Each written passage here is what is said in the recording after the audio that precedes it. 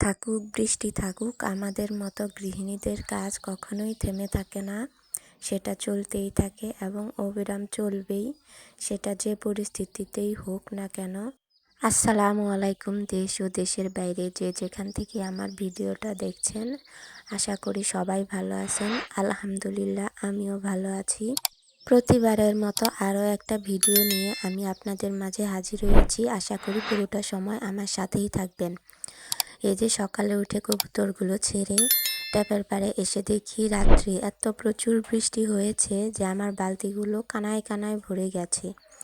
যাই হোক, এখন আমি আমার রান্নাঘরে চলে এসেছি। যেহেতু আমার রান্নাঘরে বেড়া দেওয়া হয়নি, তাই বৃষ্টির পানি এসে আমার চুলা রান্নাঘর সব ভিজিয়ে দিয়ে গেছে। আর যেহেতু 3-4 দিন যাবত একটানা বৃষ্টি, তাই শুকায়নি। এখানেই আমাকে রান্না করে খেতে হবে, কি আর করার। মধ্যবিত্ত তো, চাইলেই সব কিছু একসাথে করা সম্ভব না। আমাদের একটু একটু করে সব কিছু গুছিয়ে নিতে হয়। এখন আমি চলে আসলাম আমার ঘরে।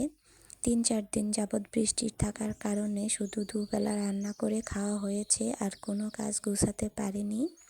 কারণ সব কাজই আমাদের বাইরে করতে হয়। বাইরে করতে গেলে ভিজে টয়টুম্বুর হয়ে যায়। আর এমনিই রান্না করতে গিয়ে আমাকে 2-4 বার করে কাপড় পাল্টাতে হয়েছে। অনেকগুলো কাপড় জমা হয়ে গেছে, সেজন্য আর করা হয়নি। তাই আজকে বৃষ্টি একটু কমেছে, তাও ঝিরিঝিরি পড়তেই আছে। তার মধ্যেই আমি লেগে গেলাম কাজে, কারণ এখন আর থাকা যাচ্ছে না এইরকম এলোমেলোর মধ্যে। ভাবলাম যে বাড়িটা গুছিয়েই ফেলি, সেই জন্য সব থালা বাটি নিয়ে আমি ধুয়ে নিচ্ছি। আর ক্যামেরাটা তো বাইরে বের করা যায় না, এই জন্য আমি ঘরের থেকেই ভিডিও করে নিচ্ছি। এখনও ঝিরিঝিরি বৃষ্টি পড়তেই আছে। এ কয়দিনে অনেকগুলো থালা বাটি জমে গিয়েছিল, সেগুলোই ধুয়ে নিচ্ছি।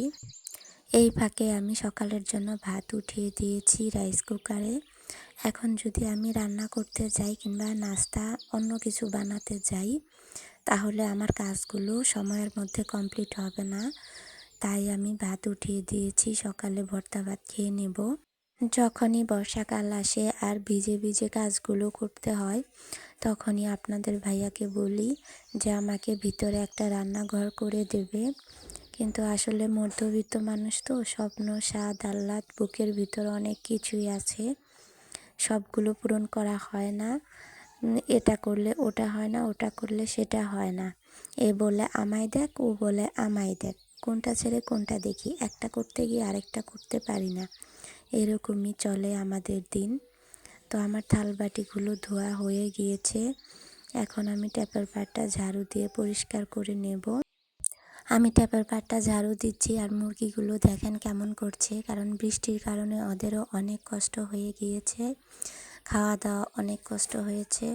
যাই হোক, বৃষ্টি তো আল্লাহর রহমতের বৃষ্টি, তো আল্লাহ আমাদের রহমত আরও দান করুক। আল্লাহ যা করে মঙ্গলের জন্যই করে, এটাই আমাদের জীবনের বড় কথা। তো আমি ঘরে এসে পড়েছি। এই যে বিছানাগুলো বৃষ্টির কারণে একদম মনে হচ্ছে যে ভিজা ভিজা হয়ে গেছে, স্যাঁতসেঁতে হয়ে গেছে। তো আমি চাদরটা পাল্টিয়ে নেব, কারণ এই স্যাঁতসেঁতে বিছানায় থাকা যাচ্ছে না। আর আমরা তো জানালা খুলে থাকি, জানালা দিয়ে অনেক সময় বৃষ্টি এসে পড়ে, কারণ সারাদিন জানালা বন্ধ করে থাকলে মনে হয় যে দম বন্ধ করা একটা পরিবেশে আছি। বিছানার চাদরটা পাল্টিয়ে নিলাম।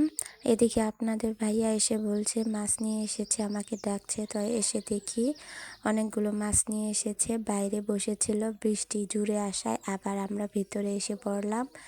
এই যে এর মধ্যে যে মরা মাছগুলো ছিল সেগুলো বেছে নিচ্ছে, আর তাজাগুলো এখন আর কাটবো না, সেগুলো পানিতেই রেখে দিব। আরও অনেক মাছ নিয়ে এসেছে, সেগুলোই কাটতে হবে। তো আপনাদের ভাইয়া মরা মাছগুলো আমাকে বেছে দিচ্ছে, আর আমি সেগুলো কাটছি।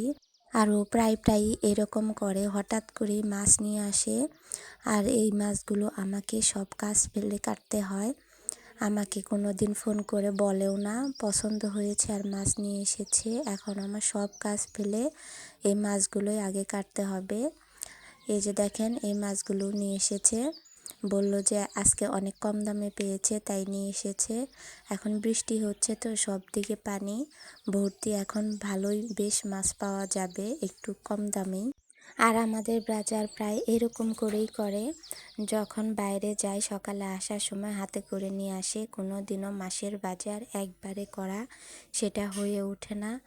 আর আমরা যেহেতু মধ্যবিত্ত মানুষ, আমরা একদম কম বাজেটেই মাসের খরচটা চালিয়ে নেই।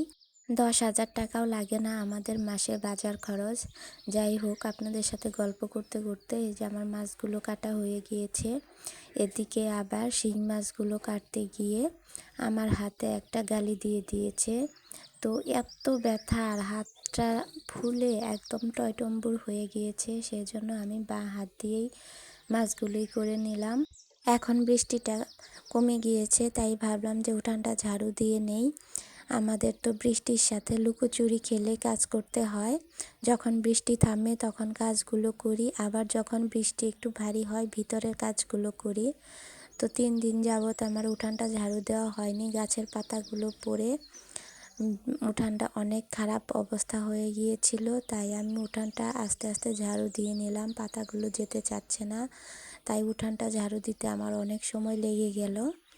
তো উঠানটা ঝাড়ু দেওয়া প্রায় শেষ। এখন চলে এলাম ঘরের ভিতর। এই যে কাপড়গুলো উঠিয়ে উঠিয়ে শুধু রেখেছি আমি, সেগুলো ধোয়া হয়নি, বৃষ্টির জন্য আর ধুতেও পাচ্ছি না। আর পরনের কাপড়গুলো ভিজিয়ে ভিজিয়ে রেখে দিয়েছি, বিশেষ করে ওড়নাগুলো একের পর এক ভিজিয়ে ভিজিয়ে রেখে দিয়েছি। আমার ওয়ার্ড্রোবের ওড়নাগুলো বের করে ফেলেছি, কারণ যেই বাইরে যাই সেই ভিজে যাই, এরকম একটা অবস্থা। তো এই যে আমি ঘরটা ঝাড়ু দিয়ে নিচ্ছি, নিয়ে আমি ঘরটা মুছে নেব। তো আমি সমস্ত রুমগুলো ঝাড়ু দিব। আর এই পাশে দেখেন গ্রামের বাড়ি থেকে তুষক এনেছে, বৃষ্টির কারণে সেটা রোদে দিয়ে বিছনায় পেরে নেব, সেটাও হচ্ছে না। গ্রামের বাড়ি ছিল, কোনো লোকজন নেই, অনেক ধুলা আর ইঁদুরে কেটে ফেলেছে, সেগুলো রোদে দিয়ে আবার সেগুলো সেলাই করে নিতে হবে, কিন্তু আমি বৃষ্টির কারণে করতে পারছি না, তাই এক পাশে রেখে দিলাম। এখন ঘরগুলো মুছে নেব। আমি ঘরগুলো মুছে নিচ্ছি। আর আপনাদের ভাইয়া আমাকে বলছিল ওই বৃষ্টির মধ্যে ঘর মুছে কি হবে, কিন্তু আমি বলছিলাম যে এভাবে আর থাকতে পারছি না, ভালো লাগছে না, মনে হচ্ছে যে আমি কেমন নোংরার মধ্যে বাস করছি। তাই আমি ঘরগুলো মুছে নিলাম। আমার মোছা প্রায় শেষ। আর এই যে শেষ করে বাইরে এসে পড়েছি। আমি রান্নার জায়গায় একটা থালা বিছিয়ে নিই, সেই থালাটা অনেক নোংরা হয়ে গেছে, তাই আমি ধুয়ে নিচ্ছি। আর এর মাঝে কিন্তু আমি দুপুরে রান্নাটাও করে নিয়েছিলাম, সেটা অফ ক্যামেরায় যদি সেটা দেখাতে যাই আপনাদের তাহলে ভিডিওটা অনেক লম্বা হয়ে যায়, তাই আজকে আর রান্নাটা দেখালাম না। এই বৃষ্টির মাঝে যে আমাদের কত কষ্ট করে কাজ করতে হয় সেটাই শুধু দেখালাম। জীবনটাই আসলে যুদ্ধক্ষেত্র মনে হয়, কারণ সব পরিবেশের সাথে, সব রকম প্রাকৃতিক পরিবেশের সাথে মেয়েদেরকে মানিয়ে নিতে হয়, সেটা প্রাকৃতিক পরিবেশই বলুন আর সামাজিক পরিবেশই বলুন, শুধু মেয়েদের মানিয়েই চলতে হয়। সেটা কষ্ট হোক আর যাই হোক, আমাদের সারা জীবন মানাতে মানাতেই চলে যায়। নিজের মনের ইচ্ছা স্বাদ আহ্লাদ সেটা আর পূরণ করা হয় না। আর যদি হয় মধ্যবিত্ত ঘরের বউ কিংবা মেয়ে, তাহলে তার কোনো কথাই নেই, মনের স্বপ্ন স্বাদ আহ্লাদ সব মনেই মাটি দিতে হয়। আর এভাবেই আমাদের জীবন চলে। আর এই জীবন যুদ্ধ করতে করতে একদিন শেষ হয়ে যাবে, শেষ নিঃশ্বাস ত্যাগ করে আল্লাহর কাছে চলে যেতে হবে। যাই হোক, যেভাবেই চলুক, আল্লাহর কাছে লাখো কোটি শুকরিয়া। যা পড়াচ্ছে যা খাওয়াচ্ছে সেটাই আমাদের জন্য অনেক, না হলে এও যদি না পেতাম কি করার ছিল, আল্লাহ যাকে যেভাবেই রাখছে আলহামদুলিল্লাহ। তো সব কাজগুলো শেষ করে আমি কিন্তু গোসলও সেরে নিয়েছি। আর অনেকগুলো ওড়না যেহেতু এই কয়েকদিনে ভিজিয়ে ফেলেছিলাম, তাই আজকে গোসল করে সাথে 3-4টা ওড়নাও ধুয়ে দিয়েছি, কারণ বেশি কাপড় ধুলে ঘরের ভেতর শুকা দেওয়ার জায়গা নেই। এখন দেখি ঘড়িতে 2টা বাজে, 3টার সময় ডাক্তারের কাছে যাওয়ার কথা।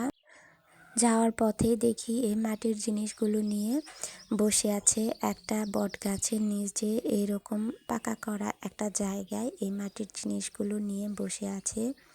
দেখে তো লোভ সামলাতে পারলাম না, আর পরিবেশটা এতই ভালো লাগছে, তাই দৌড়ে চলে গেলাম সেই মাটির জিনিসেরগুলো কাছে। তো জিনিসগুলো গিয়ে দেখলাম, খুবই ভালো লাগলো। আমি একটা কয়েলদানি আর হারিকেন দাম করলাম, যে দাম চাইলো। তো আমি যাচ্ছি ডাক্তারের কাছে, ডাক্তার না দেখিয়ে তো আর মাটির জিনিস কিনতে পারি না, সেজন্য আর কিছু কেনা হলো না। অনেকের কাছে হয়তোবা এটা কোনো দাম না, কিন্তু আমাদের মধ্যবিত্তদের কাছে অনেক দাম। আর হ্যাঁ, আমার ভিডিওতে আপনাদের যদি কোনো কিছু একটুও ভালো লেগে থাকে, প্লিজ একটা লাইক করে দেবেন আর সাবস্ক্রাইব করে আপনাদের পাশে থাকার সুযোগটা করে দেবেন। আর হ্যাঁ, আমার ভিডিওটা হয়তোবা একটু সাদামাটা, আসলে আমার ভিডিওটা লাইফস্টাইল, তাই আমি চেষ্টা করি যে নর্মালি আমরা যেভাবে থাকি, যা করি সেটাই দেখানোর জন্য, এর মধ্যে বাড়তি কোনো কিছু নেই। তো আজকের ভিডিও এ পর্যন্তই। আল্লাহ হাফেজ।